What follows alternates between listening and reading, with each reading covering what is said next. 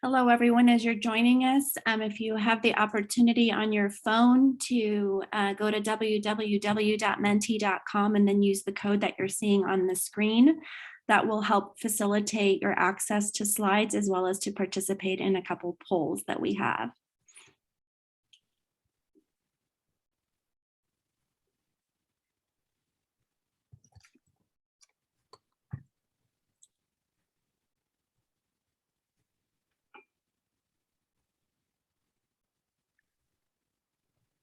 And I'm going to go ahead and get started here. So I'm Netta Edazadi Amoli, and I wanted to thank you for joining us as we are mapping out a trajectory for medical students as they travel through professional development. And I'll allow my peers to go ahead and introduce themselves. Hi, I'm Christine Kim. I'm at the University of California, Irvine, and this project kind of rings close to all of us, especially since we're all career advisors in this presentation. Hello, my name is Jim Cook. I'm from the University of South Carolina, Columbia. And as I mentioned, this rang true with all the work that we do together. And we all met each other when we were ASL scholars together. And so had the opportunity to learn from each other through that work and have to continue moving forward. Yes, huge shout out for ASL.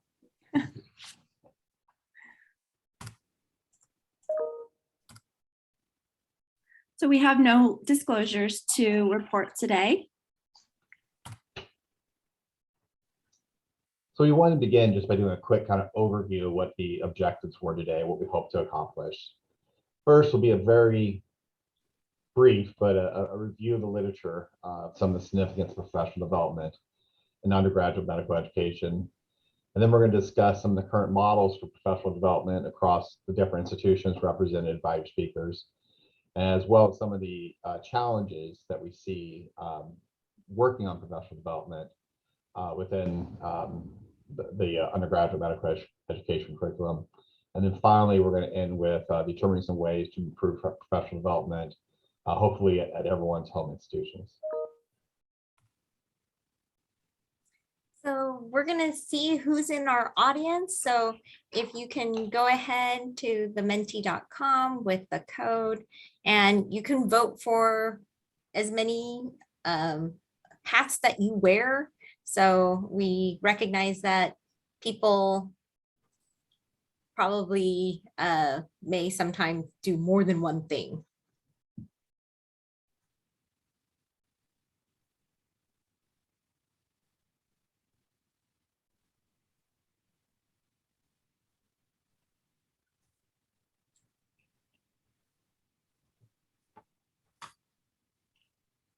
So it looks like a lot of clerkship involvement and career advising.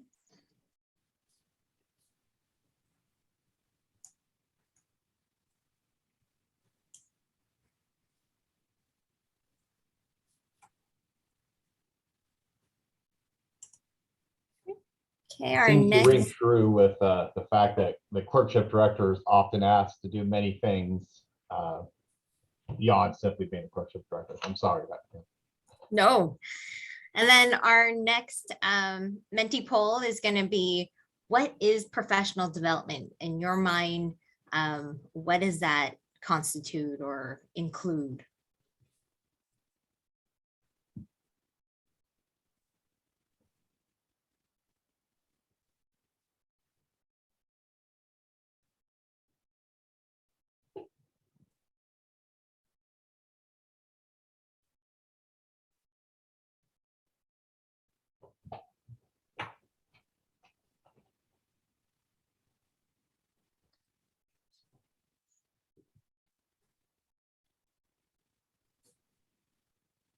Good. So a lot of different domains seem to be coming in.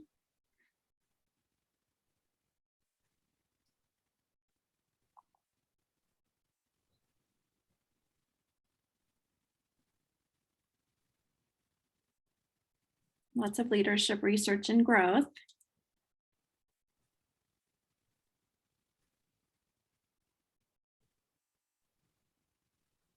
Make sure we get everyone a chance to respond here.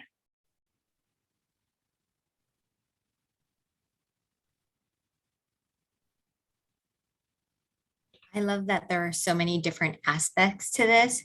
And I'm not sure if we asked our medical students, it would be this diverse. Agreed. Which is professional development itself, right? Teaching them what it is. All right. Okay. So this next question, we know our audience is basically clerkship directors and people who wear multiple hats, and everyone seemed to be involved with some sort of advising. And so we wanted to know if there was a formal, is there a formal professional development program for your medical students at your school? Oh, the no's are winning, guys.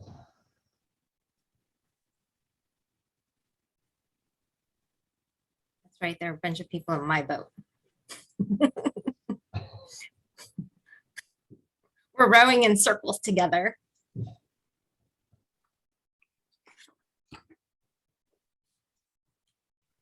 I think that's pretty much the trend that we sort of anticipated seeing, and part of what led to this talk is about even if there is formal programs, how some of the infancy that some of them are in, and how that's an area that certainly can use development, and so that's part of why we're having this talk today, and it looks like we're kind of a lot of us all in the same boat here.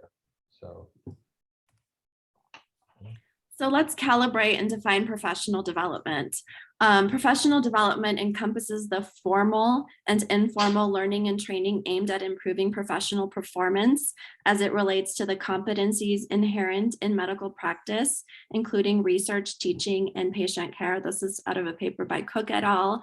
And of note, not the Jim Cook that we have the pleasure of listening to on this presentation today, different person.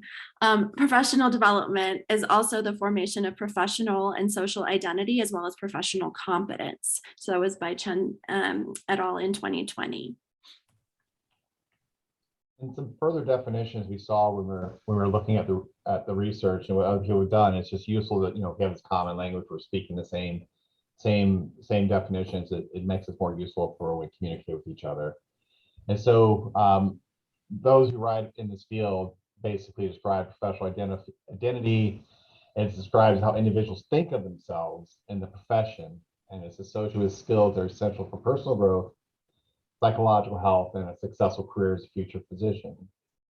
Contrast to the social identity, which is how individuals think of themselves based on membership within social groups. And then professional competency is the habitual, judicious use of communication, knowledge, technical skills, clinical reasoning, emotions, values, and reflection in the daily practice that benefit the individual and the community being served. So the 5 key skills for a student's professional and social identity formation include 1, self-awareness and understanding unconscious biases. 2, accountability and professional standards. 3, teamwork and communication. 4, leadership skills, and 5, resilience.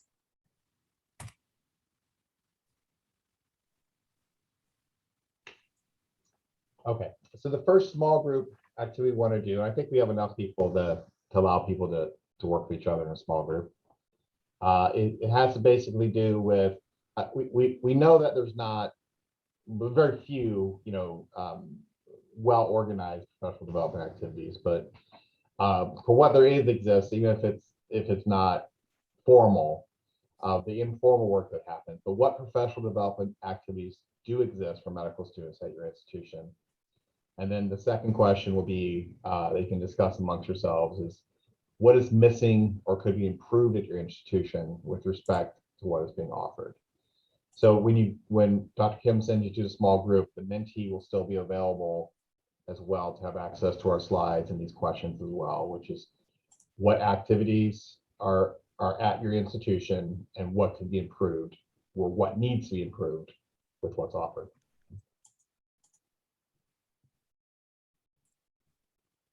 Should I do 3 or 2 breakout rooms? What do you guys think? Let's do 2 breakout rooms.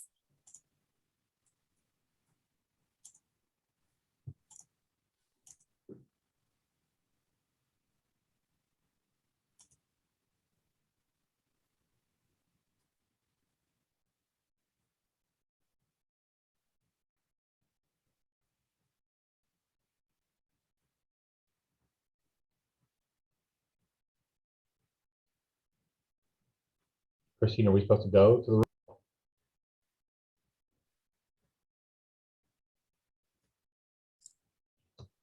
Well, welcome back, everyone. Are we all back? It says open all rooms.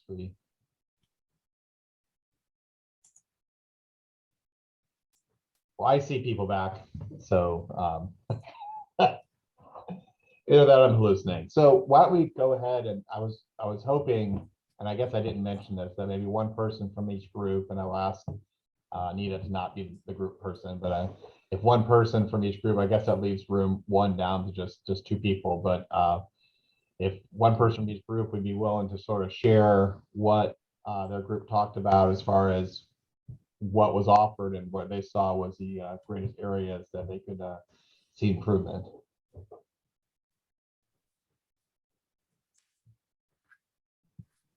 I can speak for our group. Oh, Thank you, Saul, Chris. sorry. Saul put his hands up. He's so very well behaved on Zoom, and I just unmuted. I'll be faster. So we kind of started off by saying that schools tend to do research well in this area. You know, your scholarship projects, and that's very well established. And then a new thing that started at our school, which I shared the story of trying not to be the faculty member in charge of this. It fell to one of my med school colleagues and friends, was QI projects that over, you know, with her good work, the students all now do that. And then we were just having a conversation about DEI and how when maybe at a department level, these important projects are getting done, how we can engage our students early on. If there's not, like, if there's a mission, but there's not a lot of clarity to what that's supposed to look like as you're building your team, build it with a student perspective. And then through that, perhaps it can grow into a student development arena. And then Zoom brought us back. Was it too soon? We spent a lot of time talking about how much time we're putting people in groups. That was when we did our rehearsals and stuff, and I feel it's painful the thought that if you guys didn't have enough time to finish what you were talking about, but such is life, and that's what happened, and so we'll move on. But I believe we had a volunteer for group 2. Saul, were you willing to speak? Yeah, our group, actually, we're all clerkship directors in various institutions, and we all realized that we were all in the same boat, that we were in the session hoping to learn about professionalism, because we don't see that there's an effective curriculum within our schools. There's kind of components of professionalism curriculum, but it's kind of centered around career development, which is a little different. And so that's kind of where we were trying to generate some ideas of things that we could do.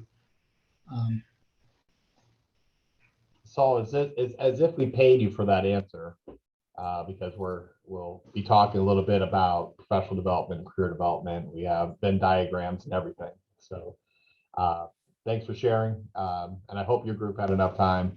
And it just sort of reinforces to me, after listening to what people describe, that this is an area for development within all our institutions. And like it or not, as clerkship directors, it's falling on our hands, because it just is. So I'll move Especially on with the career advising component of the clerkship Right, director right, hat. I because it's feel career like, advising.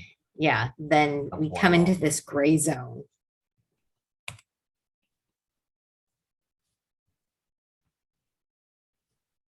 Let's talk about what our individual programs do, and then we can dive into a little bit more of a description of what we came up with from the standpoint of collaborations. And I think what the overarching theme is that we're starting to see is this definite overlap between career advising and professional development.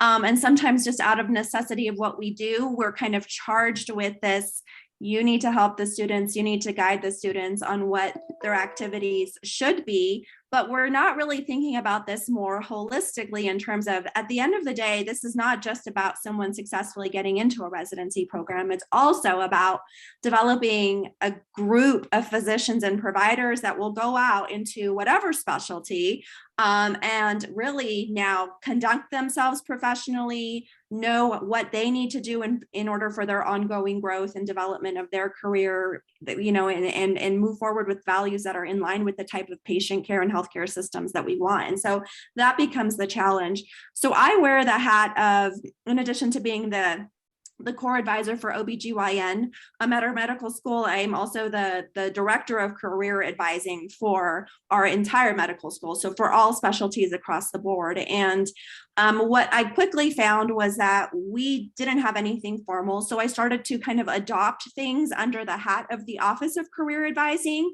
But as we're moving forward, we're trying to really build out consistent themes from year 1 all the way to year 4 that start to hit a whole bunch of different domains, including behaviors and managing professionalism problems with our learners, because what we're seeing is sometimes there's challenges. Thankfully, it's not very many students, but occasionally you do get a student that fails in the area of communication consistently and not responding to emails, not responding to feedback, not responding to something. And so we're slowly trying to develop our program, but we start very early on in day 1. And what we have is actually starting with orientation of our incoming medical students during our MedFit week.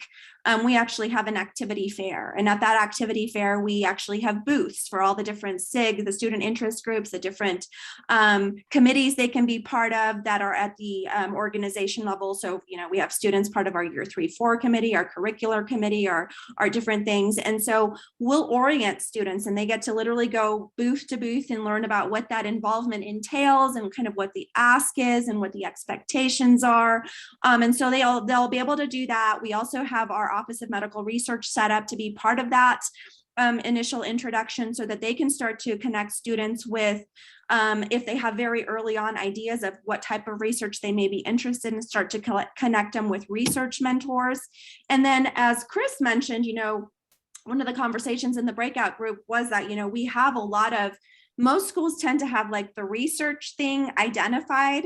And so, in that area of research, we will have lectures and sessions throughout the first year to orient our students to what scholarly work in general looks like, so that they understand it's not always just basic science. It's not always just clinical research. It's not just, doesn't have to be just clinical translational. It could be med ed research. It could be, and so we orient them, and we actually have a speaker for each one of these things come in and discuss it with them. And then we have a series of reflective activities that span now from year 1 to year 4 that help them start to identify what they value and what they feel like areas of improvement are for them. Do I want to expand more on my leadership? And if the answer is yes, then providing them with resources and connecting with them. We're a small community-based med school, so I have 70 students each year. And because of that, I'm able to reach out very directly to students. I have a coordinator in career advising as well that helps me facilitate conversations and whatnot. But we're certainly working on developing more faculty mentors to be part of this process, with the hopes that by the time then we get to 4th year career advising, a lot of this stuff has been areas of growth for our students. Again, not only for the residency application process, but also for what is critical in their own professional development long-term. And now I'll turn it over to Christine. So at UC Irvine, we do not have a formal professional development program for our medical students. What we do have is for the 1st year and 2nd year medical students, they are encouraged to participate in our MSRP, which is Medical Scholars Research Program elective, prior to starting a research project. When I talked to our 1st and 2nd year medical students in OGIG about this, a lot of them felt intimidated by this project because they're required to meet monthly through all 4 years. And they're like, we were asked to make this decision pretty much the first 3 months of our 1st year of medical school. And ironically, I feel like then they come during their 3rd year, like, I'm interested in OB-GYN, like, do I need to have done research? And I'm like, Yeah, 2 years ago. So as for our MS3 and MS4 medical students, there is a teaching elective where students serve as mini dean scholars, and they help teach in our clinical foundations curriculum. A lot of medical students have found this to be very interesting, as far as it teaches them some information about curriculum development, how to formulate learning objectives. So I think this is for the medical student who is kind of interested in medical education, a really good way to kind of see a little preview through that. We also have some mission-based programs that offer additional mentoring and leadership development opportunities. We have LEAD ABC, which is the Leadership Education to Advance Diversity, African, Black, and Caribbean Academy. We also have Prime LC, which is Program in Medical Education for the Latino Community. The Prime LC program also incorporates a master's year. Many students end up getting a master's in public health or a master's in MBA. So that already incorporates some of that other skills of leadership development in there. I also am the faculty advisor for the Ob-Gyn interest group. And while doing this project, I've kind of have begun to think maybe this is an area or group that isn't maybe an untapped resource where we can do more directed professional development. I don't have the whole professional career advising for all medical students like Dr. Edazadi, so I'm only interested in my OB/GYN students. So within the OB/GYN interest group, we have elective credit for students who attend 7 out of 10 lectures, which are OB/GYN based topics on like current events or activities or career kind of previews. I also have a master list of research projects that are occurring within our department, so I can try to help pair medical students with research projects or research mentors. We also have a speed mentoring event annually.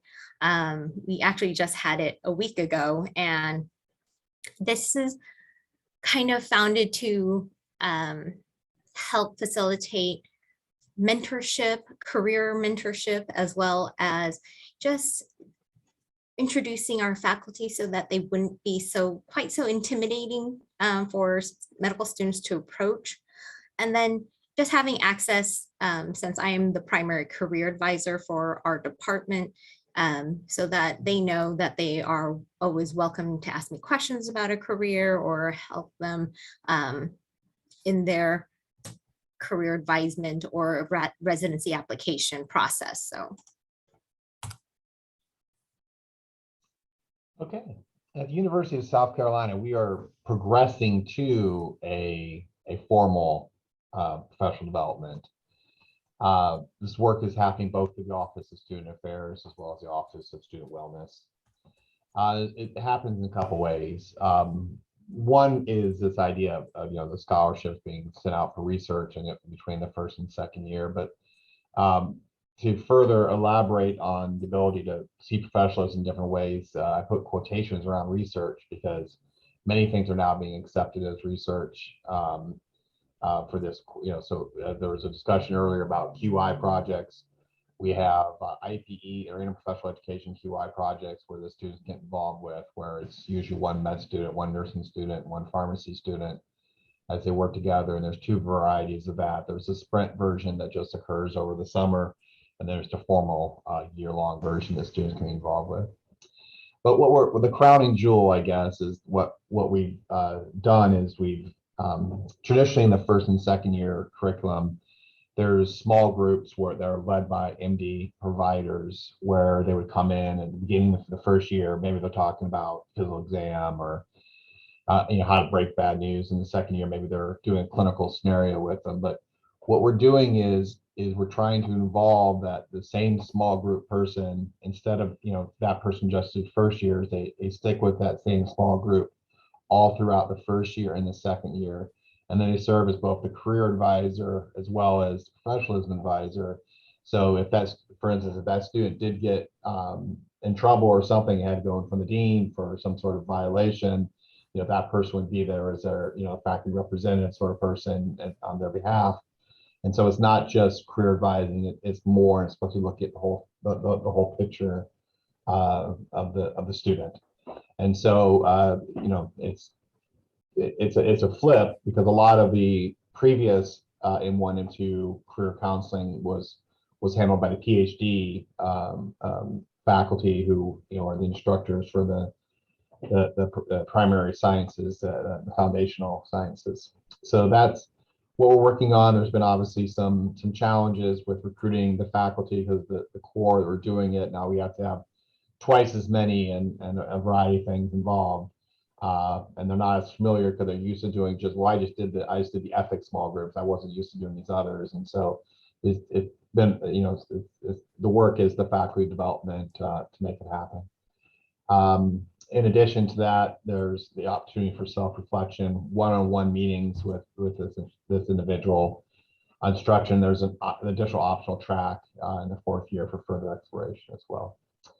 So that's what we're up to. Move on. So what is then this relationship? I mean, as we talk about professional development and career advising, clearly you're seeing again that there is some degree of overlap between the two. And the question is do we keep it separate? I mean, obviously there is an overlap. Should it be intimately part of one program?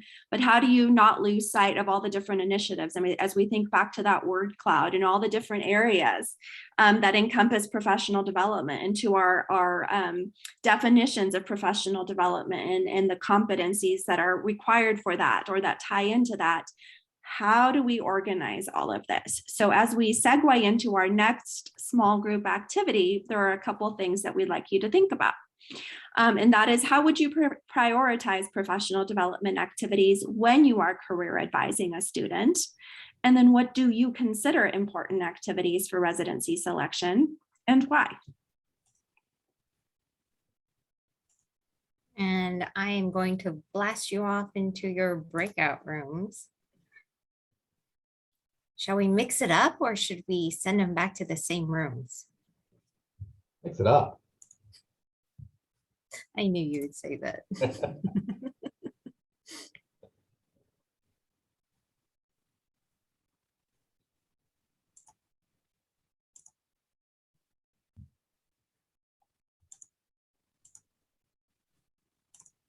Okay. 8 minutes.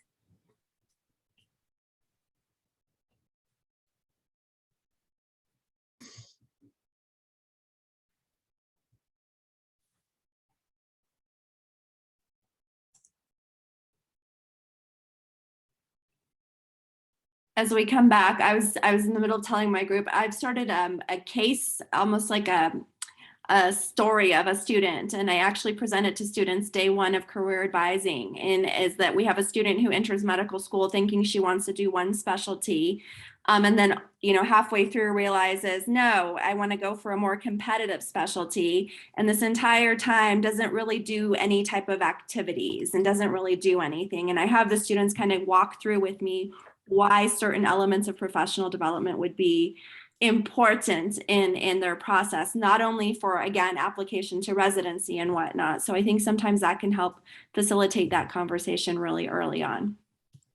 That's a great idea. So as we're coming back into the large group, let's do similar to what we did last time, and maybe just have a spokesperson from each of the breakouts describe what they discussed and what they came up with.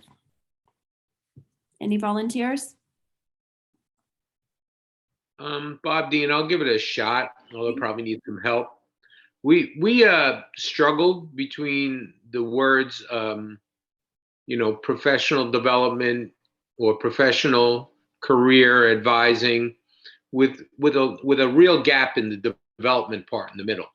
that we could all talk about being professional. We could all talk about career advising and things like that. But the development part of it was a little bit more of a struggle. We had talked about, whether it's individual activities to work on or, small group discussions. Someone mentioned even using a book club as a forum to kick things like that off. And that, it's something that, like from my own self, I say, you don't know what you don't know. And there's a whole lot I don't know. So the conversations education, which is why we're here, is part of our own development. So you need to have it directed and organized, but like who puts that together and who gets it to sell to administration that you need to do this sort of thing. It doesn't fit a slot, I think, in some of the requirements out there. That's it does, but there are plenty of other things that check that box. So we didn't talk about that. That was just a thought that occurred to me now. Maybe somebody else could help me out a little bit here.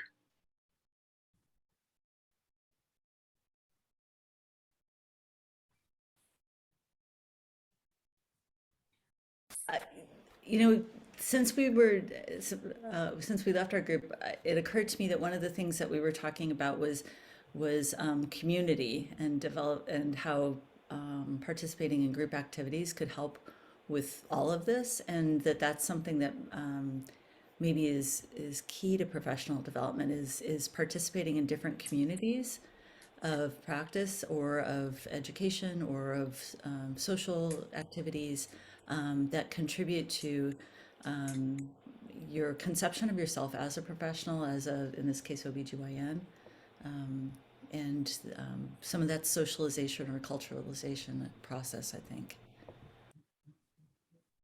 Absolutely. That's great. One topic we touched on, and I just came up with a different story of a student of mine who's now going to be a second-year resident, but it's early exposure. And so I was talking about how I teach the lactation part of basic science to the whole second-year class. And this year I brought my lactation consultant to teach with me, and the 5 students asked if they could shadow her. And they loved it. So they got early exposure, not to OBGYN and delivering babies in the clinical, like shadowing Chris Morosky, like is happening on Sunday, but of my lactation consultant. So they kind of have a little clinical with IPE in there.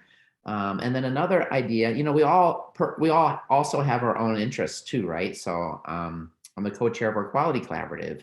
And I just remember years ago, I had a first-year student saying she wanted to do a project. And I said, well, I have this quality collaborative. You want to come to a meeting where the state's rolling out this whole thing about substance exposed fetuses and tracking mothers. And it's pretty heated discussion. It might be cool. You should come. And so she was able to come to that and then heard about that project. And then that became her research project over the next 3 years. So if you have if advocacy is kind of your thing, grab a student and bring them to wherever you're going to, do a thing. And that one brief exposure early might develop them, right? They could find an interest and then develop that with you or with others that you can connect them to in a network over the next 3 years.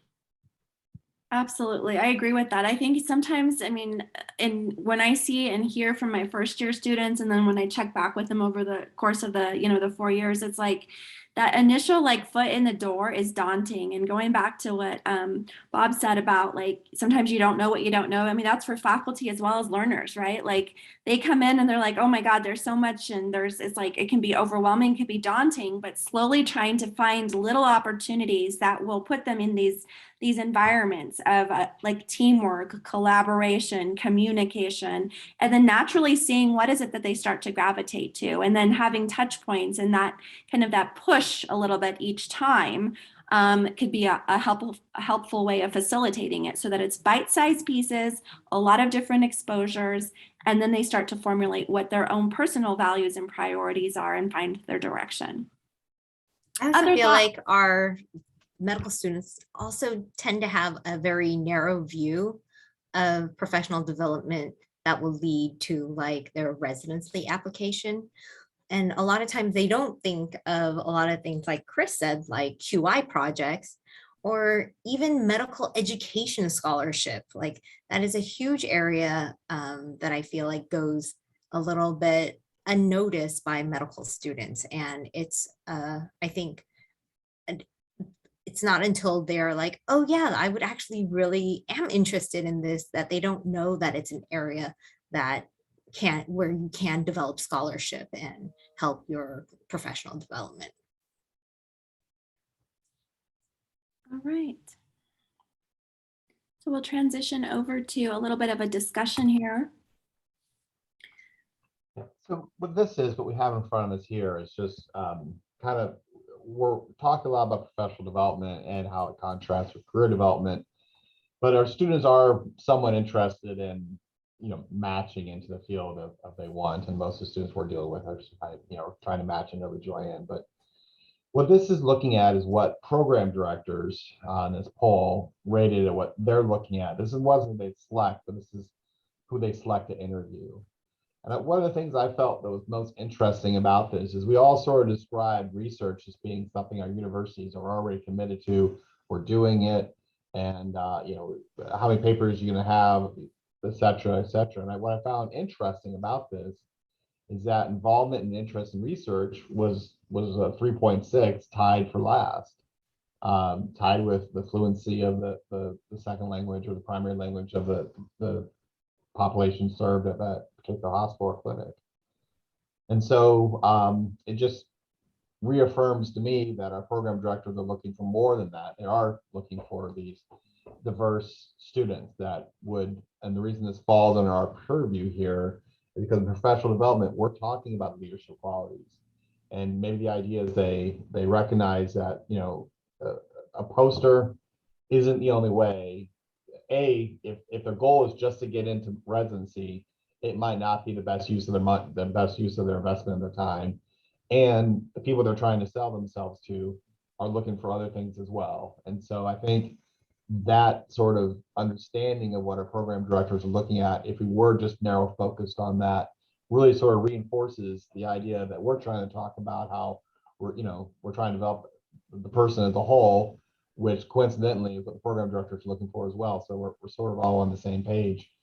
It also tells me to make sure my students don't have any match violations, because that looks like the death knell if you happen to have that. Yeah, I think it's also really interesting on this slide is the leadership qualities and the volunteer and extracurricular experience are both higher than the research alone. So this was a interesting, well, I felt like interesting article. And basically it was a study of a medical student research program in Kentucky. And it showed that medical students that completed their program initially came in with higher MCAT scores, then performed higher on their step 1, were more likely to publish research during medical school and become inducted into AOA. They also showed that more of the program medical students matched into top residency programs, and there was some increased prevalence in matching into top tier competitive specialties, but it wasn't statistically significant. So even though research, that's all kind of bread and butter, we know it can make a difference. And it's hard to tell from this paper if there's a pre-weeding effect that's already happening, or is this kind of an influence by the program in and of itself. Another article that I found was, so this was a study of US medical school graduates from 98 to 04, and faculty appointment all the way up until 2009.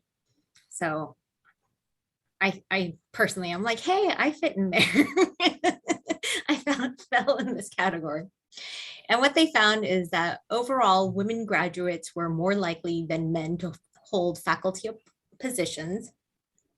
Male graduates who had faculty appointments were more likely to have participated in research during undergrad, research in medical school, planned for a career in research, and had less debt. among female graduates that had faculty appointment, they were less likely to be in pediatrics, OB-GYN, and psychiatry. So that means the faculty on this women on in this session were kind of little unicorns that were less likely to go into OB-GYN as faculty appointments. We wanted to share a project that the three of us worked together and how we thought it led to some professional development for our students. And what in essence happens that the three of us had similar ideas regarding a curricular thread in cognitive bias, and we have different ways that we teach in our institutions. We thought it'd be good to share that, and we just each recruited a student who was interested from each of our universities, and we just had one meeting where we got them together with us and sort of said, this is what we have. If you guys, we think this information is good to get out there. If you want to work on it, then this is what you'd have to do. You'd have to decide who's the leader and run it all yourself. And so all parts of the project were done independently by the students, collaborating amongst the three institutions. And with the exception of some editing of a final draft, the three of us had really very, very minimal input. And there was always a chance it could bomb tremendously, but it didn't. We got a good product out, and was submitted to publication and was on their applications for residency. And we're a little short on time, and these are long, so I'm not going to read them, but I will. And it feels a little to read them anyway, but the bottom line is one talks about while it was daunting at first, I believe the fact that the three worked together to push positively impacted my development. And so they generally did like the experience, and I think they both mentioned that they thought it led to their professional development. So I hope we've provided you with some things to think about, especially as we're moving into more holistic reviews of applicants. What should the strategies be in terms of professional development? Perhaps some small ideas that you can start to implement at your programs that can have big impact and kind of capture a lot of different domains. This collaborative project that we came up with our students, we felt like checked off a lot of different boxes for them: the communication, the networking, the research component, and all of this, the taking ownership and timelines and all of these different things and skill sets that we ultimately want for our resident applicants to have. And so hopefully by this discussion today, it's inspired you to come up with some things to start to implement that will help guide your applicants. We are available for any questions through the email. Our contact information is in the chat and in the slides as well, as are the resources and references to the articles that we've talked about today. So thank you very much.